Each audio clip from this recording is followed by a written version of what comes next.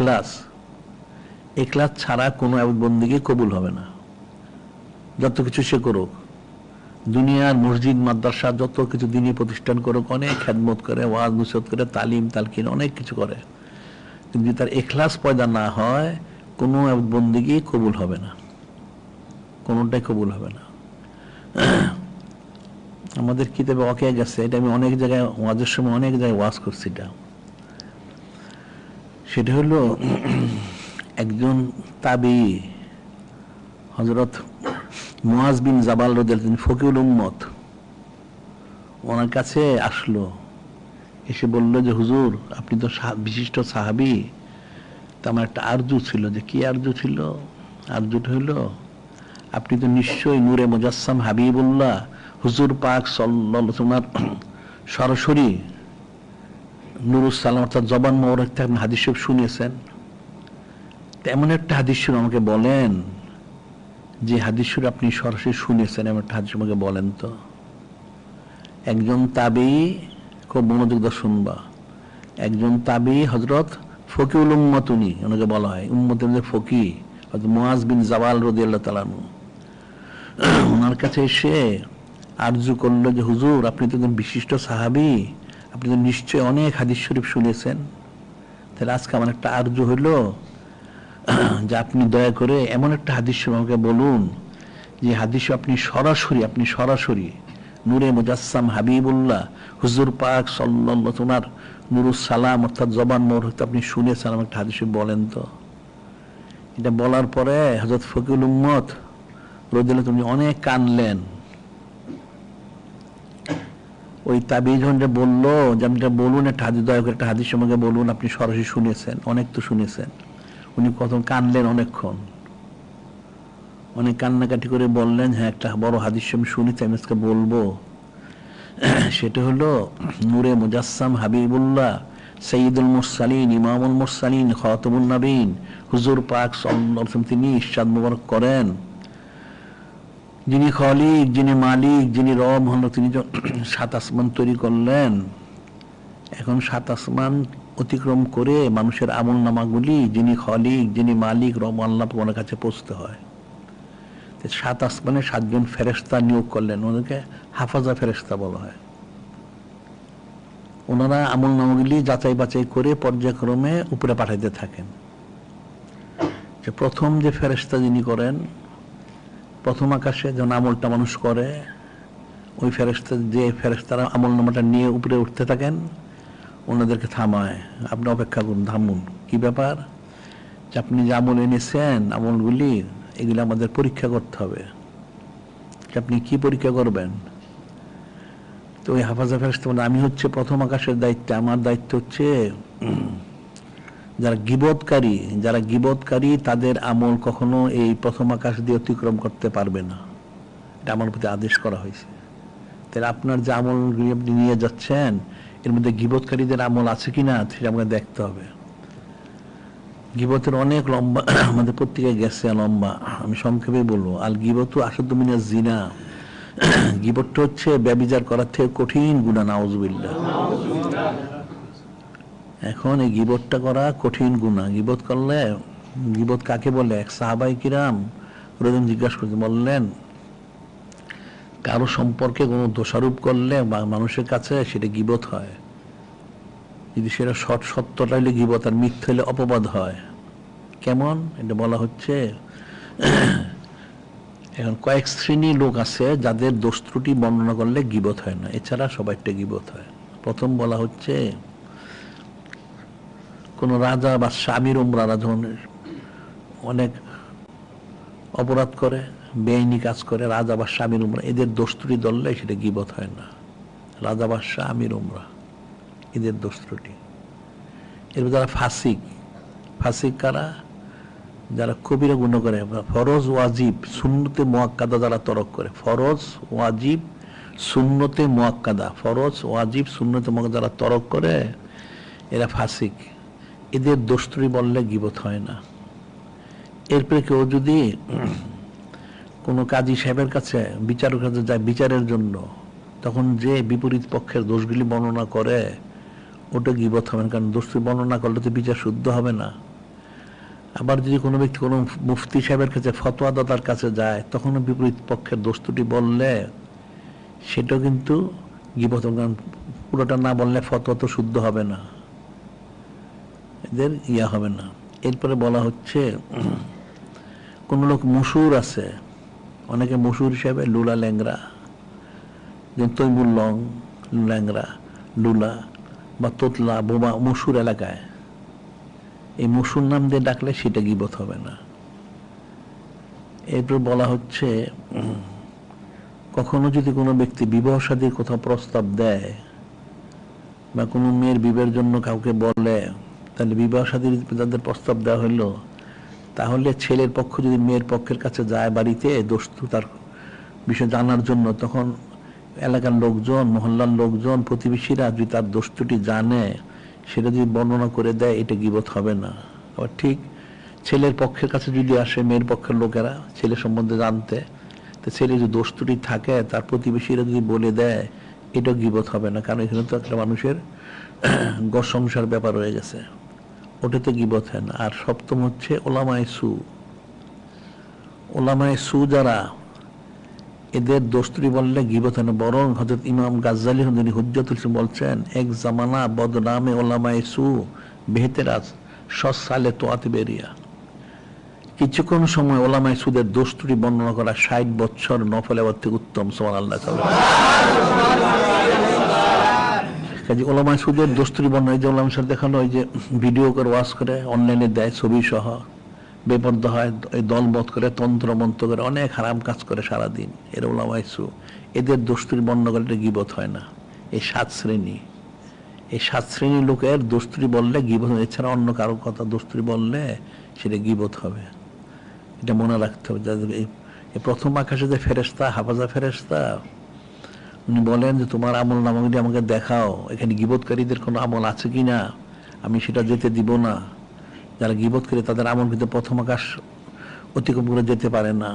এরপর দ্বিতীয় আকাশে যখন যা পৌঁছে কিছু আমল রেখে দেন গীবতকারী, দ্বিতীয় আকাশে পড়েন।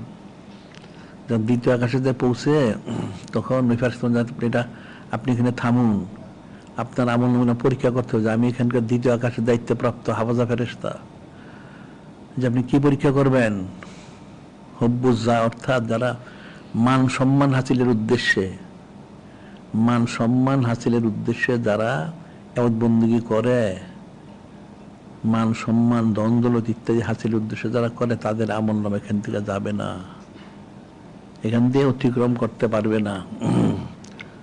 যারা দুনিয়াবী সম্পদ, মান সম্মান, ইজ্জত লাভের উদ্দেশ্যে যারা ইবাদতবন্দি করে, তাদের ইবাদতবন্দিগুলি, আমলগুলি দ্বিতীয় আকাশ অতিক্রম করবেন, হব্বে যা বলা হচ্ছে। একটা হাদিস শরীফ তো অনেক আছে, একটা হলো মা জীবানে জায়া নূর সালাফি কতাতি গানামিন আফসালা মিন হুব্বুল মাল ওয়া শারফুল দ্বীন।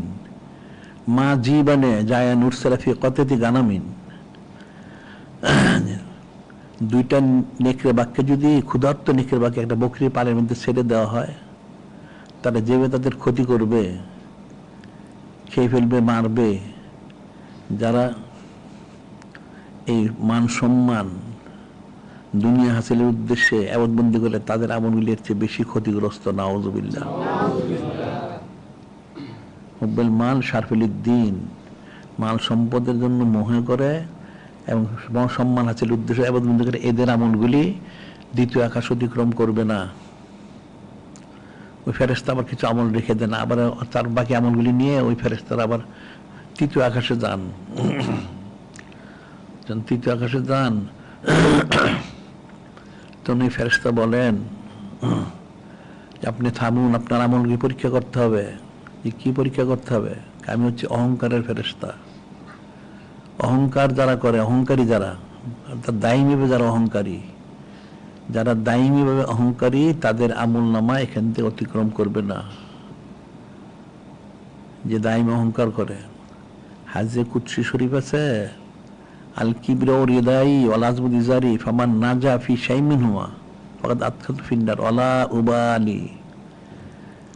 হাদিস শরীফ, হাদিস কুদসি শরীফে যারা অহংকারী তাদের অবস্থা বলা হচ্ছে আল কিবরিয়া ও রিদাই ওয়াল আযমু ইজারি। কিবর অর্থাৎ বরত্ব, অহংকার যে বিষয়টা, এটা আমার চাদর, মহত্ব হচ্ছে আমার ইজার, লুঙ্গি। যিনি খলিক, যিনি মালিক, রব মহান, তিনি বলেন এই দুইটা নিজের টানাটানি করে আমি অবশ্যই তাকে জাহান্নামে প্রবেশ করাবো, আমি কাউকে পরোয়া করি না। নাউযুবিল্লাহ। যারা দায়ী অহংকারী, সবসময় অহংকারের মধ্যে মশগুল থাকে, এদের আমলনামা তৃতীয় আকাশ অতিক্রম করবে না। তখন সেখানে কিছু আমল রেখে দেন উনি, এরপর বাকি আমল নিয়ে ওই ফেরেশতারা আবার উঠতে থাকেন। যখন চতুর্থ আকাশে যান, ওই ফেরেশতারা বলেন আপনি থামেন এখানে, আমরা এখানকার হাফাজা ফেরেশতা, আমি পরীক্ষা করব। কি পরীক্ষা করবেন?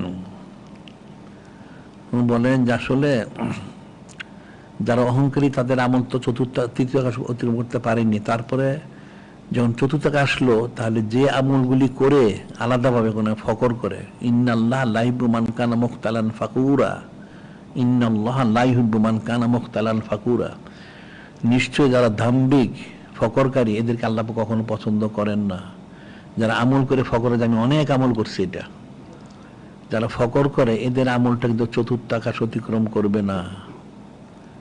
ওই ফেরেশতা হাফাজ মধ্যে সবগুলি উনি রেখে দিবেন, বাকিগুলি ওনারা যে থাকবে, তখন আমল নামগুলি জল জল করতে থাকবে, উপরে উঠতে থাকবে আস্তে আস্তে, পঞ্চম আকাশে গিয়ে পৌঁছবে। ওই পঞ্চম আকাশে ফেরেশতা বললেন থামুন আপনি, আমি এখানকার হাফাজা ফেরেশতা, আমি দায়িত্বে আছি, আমি এখানে আপনার আমল নাম পরীক্ষা করতে হবে। আপনি কি পরীক্ষা করবেন? তো ফেরেশতা বলেন আমি হচ্ছে হিংসার ফেরেশতা, হাসাদকারী, যারা হাসাদকারী, ইন্নাল হাসাদা লা ইয়াকুলু হাসানাত কামা তাকুলুন নারুল হাতাব, নিশ্চয় হিংসা মানুষের নেকিগুলো জ্বালিয়ে দেয়। কিভাবে? আগুন যেমন লাকড়িকে নিশ্চিহ্ন করে দেয়, হিংসা মানুষের আমলগুলি ধ্বংস করে দেয়। নাউযুবিল্লাহ। যারা হিংসুক, যারা এদের আমল নামা পঞ্চম আকাশ অতিক্রম করতে পারবে না, ওগুলো আবার রেখে দেন। ঠিক আছে, এখন আমল নামা ষষ্ঠ আকাশে নিয়ে যান, আমলগুলি বলে চকচক করতে থাকে, জল জল করতে থাকে। ষষ্ঠ আকাশে যান, যখন ষষ্ঠ আকাশে যান, ষষ্ঠ আকাশে ফেরেশতা বলেন হে আপনার থামুন এখানে, আপনি যেতে পারবেন না, আমাকে আমার দেখাইতে, আমি এখানকার হাফাজা ফেরেশতা। যে আপনি কিসের দায়িত্বে আছেন? যে আমি দায়িত্ব হচ্ছি যারা নির্দয়া বেরহম, যারা এদের আমল নামা ষষ্ঠ আকাশে উৎক্ষেপণ করতে পারবেন না। হাদিস হচ্ছে ইরহামু মান ফিল আরদ ইয়ারহামুকুম মান ফিস সামা, ইরহামু মান ফিল আরদ ইয়ারহামুকুম মান ফিস সামা। জমিনবাসীদের প্রতি তুমি দয়া করো, তোমাকে যিনি আসমানবাসী, যিনি খলিক, যিনি মালিক, রহমান, তিনি তোমার প্রতি দয়া করবেন। সুবহানাল্লাহ। যারা নির্দয়া, যারা নির্মম, যারা এদের আমল নামা ষষ্ঠ আকাশ অতিক্রম করতে পারবে না, ওটা আবার উনি সব রেখে দিবেন। এইবার আমলটাকে বলে উঠতে থাকবে, আমলটা আরো জল জল করতে থাকবে, আরো গুনগুন করতে থাকবে আমল নামাগুলি। সপ্তম আকাশে যখন পৌঁছবেন, তখন আরেক ফেরেশতা থামুন আপনি, এটা আমাকে পরীক্ষা করতে হবে। যে আপনি কি পরীক্ষা করবেন? ওই ফেরেশতা আমি রিয়ার ফেরেশতা, আর রিয়াও শেরকুন খফি, আর রিয়াও শেরকুন খফি, আমি রিয়ার ফেরেশতা। যারা রিয়াকারী এদের আমল সপ্তম আকাশ দিয়ে অতিক্রম করতে পারবে না। রিয়াটা কিন্তু অনেক কঠিন বিষয়, এটা রিয়াটা অনেক কঠিন বিষয়। এটা ইমাম গাজ্জালী কিন্তু বলছেন রিয়াটা কত সূক্ষ্ম। একটা অন্ধকার রাত্রিতে একটা কালো পাহাড়, তার মধ্যে গুহা, কালো পাথর, তার মধ্যে একটা কালো পিপিলিকা যদি চলে, সেটাও যদি অনুভব করা যায়, কিন্তু রিয়াটা কিন্তু, আর রিয়াও শেরকুন খুবই গুপ্ত সেরেক, এটা কিন্তু উপলব্ধি করা যায় না। একটা অন্ধকার রাত্রিতে একটা কালো পাহাড়ের মধ্যে, কালো গুহার মধ্যে, একটা কালো পাথরের মধ্যে একটা কালো পিপিলিকা যদি চলে, সেটা যদিও অনুভব করা কঠিন, তারপরে যদি অনুভব করা যায়, কিন্তু রিয়া হচ্ছে গুপ্ত সেরেক, সেটা তার চেয়ে সূক্ষ্ম, অনুভব করা যায় না। নাউযুবিল্লাহ। ওই সপ্তম আকাশে ফেরেশতা বলবেন কাজী রিয়া তো স্বর্গে খফি, আমার এই আকাশ দিয়ে সে যেতে পারবে না। ঠিক আছে, উনি সব রেখে দিবেন। অল্প কিছু আমল নিয়ে ফেরেশতারা উঠতে থাকেন। যিনি খলিক, যিনি মালিক, যিনি রহমানের থেকে পৌঁছে, আমলগুলি তখন জল জল করতে থাকে আর গুনগুন করতে থাকে আমলগুলি। তো যিনি খলিক, যিনি মালিক, যিনি রহমান বলেন হে ফেরেশতা আপনার কি আনিয়েছেন, রাখেন এগুলো, এটা আমাকে আবার দেখতে হবে, আমাকে যাচাই বাছাই করতে হবে। যখন যিনি খলিক, যিনি মালিক, যিনি রব মহান, তিনি পরীক্ষা করবেন। কঠিন বিষয়। কি পরীক্ষা করবেন? ইখলাসবিহীন যে আমল করেছে সেটা কোনোটাই আমি কবুল করব না, নাউজুবিল্লাহ। হযরত আবু মুতা বাহিলী বর্ণিত আছে, ইন্নাল্লাহা লা ইয়াকবালু ইন্নাল্লাহা লা ইয়াকবালু মিনাল আমল ইল্লা মা কানা লাহু খালিসান আবতিগা বিওয়াজহিহি। ইন্নাল্লাহা লা ইয়াকবালু মিনাল আমল ইল্লা মা কানা লাহু খালিসান আবতিগা বিওয়াজহিহি। নিশ্চয়ই যে আমলগুলি খালিসভাবে ইখলাসের সাথে যিনি খলিক, যিনি মালিক, রহমানুল্লাহ, ওনার রেজামন্দি সন্তুষ্টি হাসিলের উদ্দেশ্যে করা না হয়, সেটা যিনি খলিক, যিনি মালিক, রহমান, তিনি কখনো সেটা কবুল করেন না, নাউজুবিল্লাহ। আল্লাহ বলবেন আমি পরীক্ষা করব, দেখো আনোয়ার দিকে ইখলাসের সাথে করেছে কিনা। যদি ইখলাসের সাথে করে থাকে আমি কবুল করব,